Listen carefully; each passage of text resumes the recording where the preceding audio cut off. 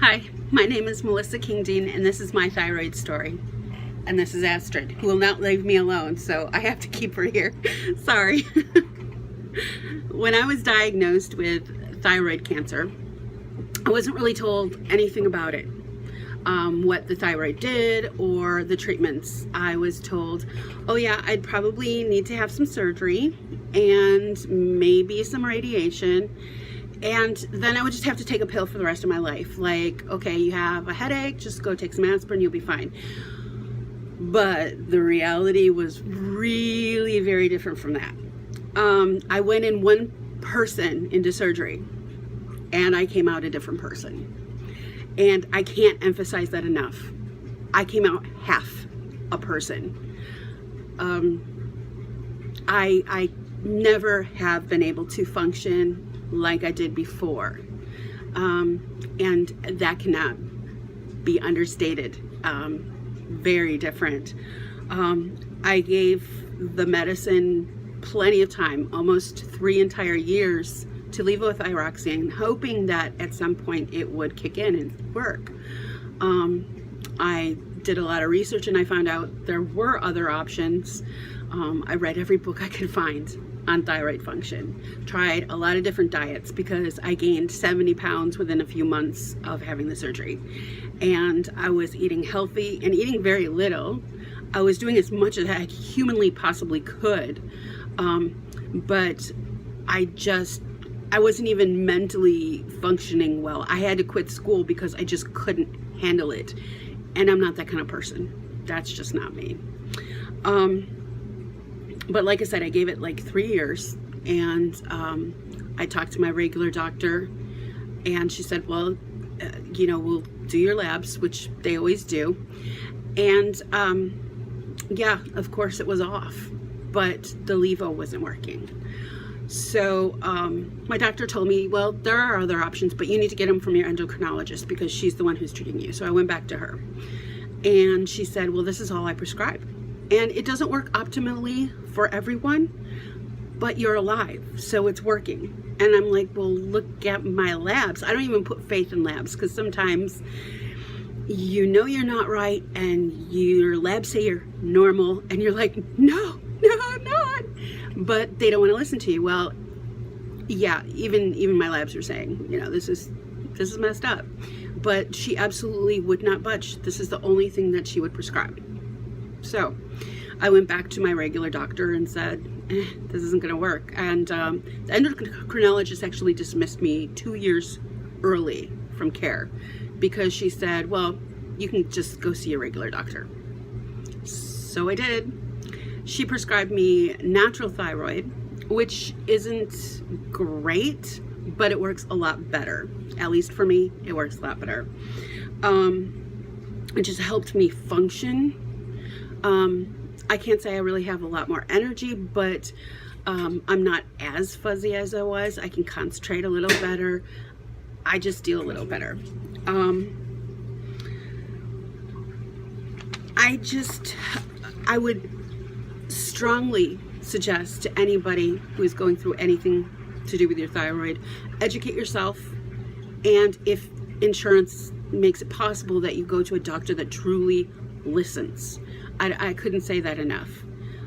Without my regular doctor, I would probably be dead because it got so bad that I called her and I was just bawling. And I'm not that kind of person, okay? I'm not. I was bawling, saying I'm not going to take this levothyroxine anymore when I got to that point. And she says, well, you have to. If you don't take it, you'll die. And I said, I don't care. I am not me anymore. And that's not what I want. Who would want that? When you really don't care if you die because you are not you, that is not in any stretch a healthy place to be. So my doctor, of course, put me on antidepressants, and that helped somewhat. But my thyroid's always been a roller coaster up and down ever since I had it removed.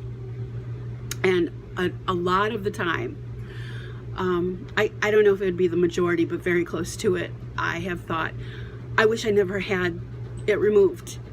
Yeah, I had cancer, but I'll take my chances with cancer rather than have my thyroid out. And that's not saying that flippantly or sarcastically. I mean it. That's how horrible it can be. It was really difficult on my husband, not knowing who he was going to get. I was a different person than when the person he married. He didn't know how to deal with that.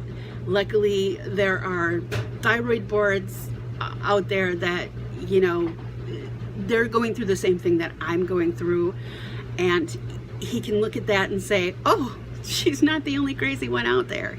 And I'm really grateful for any kind of education and to help all of us understand that we're not in this alone. And I want to say one other thing.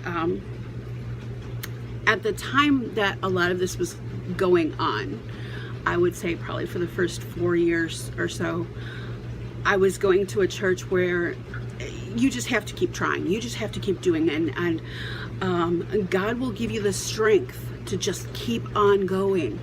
And I was actually told that, I don't understand why you're having such a hard time with your thyroid.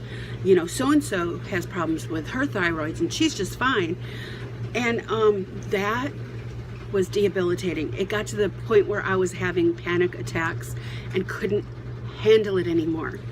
And nobody seemed to understand, and it really felt like nobody cared. And maybe they did, but that was not translated to me. What was translated to me was you just keep trying. You don't have enough willpower. You're lazy, or you're living in sin, and those things were not true.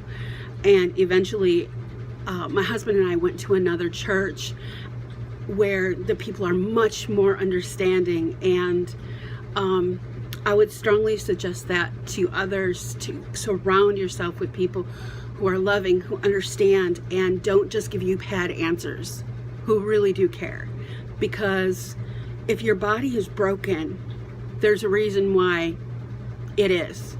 If you believe in God, and I do, I believe that God puts these things in our path for a reason, and we don't always understand it. And sometimes it's so that we can help others, and I believe that that's why I have it. I can help other people who are going through the same thing. So take that for what it is, but my biggest suggestion is to educate yourself. Don't allow a doctor to bully you, and surround yourself with people who are loving and care. And those things will really help you get through it. And I just pray that everyone don't give up. Just don't give up. God bless you, and have a great day.